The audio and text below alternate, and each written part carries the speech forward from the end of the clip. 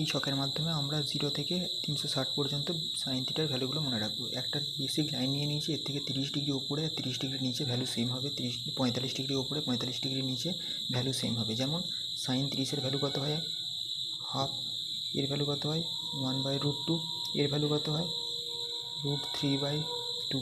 ঠিক একইভাবে 30 যেহেতু রয়েছে এইদিকে নিচের দিকে নামলেও 30 হচ্ছে, তাই এর ভ্যালু কত হবে 1/2। আর এখানে সাইন tan cos পজিটিভ হবে, বাদ বাকি কী হবে নেগেটিভ হবে। ঠিক একইভাবে এখানে তো কত হবে না 45, এখানে তো কত রয়েছে না -45, মানে 45-এর ভ্যালুটা আসবে -1/√2। ঠিক এখানে কত হচ্ছে 60 বলতে √3/2, তাহলে এখানে কত আসবে -√3/2। এখানে কত আসছে 1, এখানে কত আসবে -1। ঠিক একইভাবে এইদিকে তো আসবে 0 বলতে -1/2 -1/2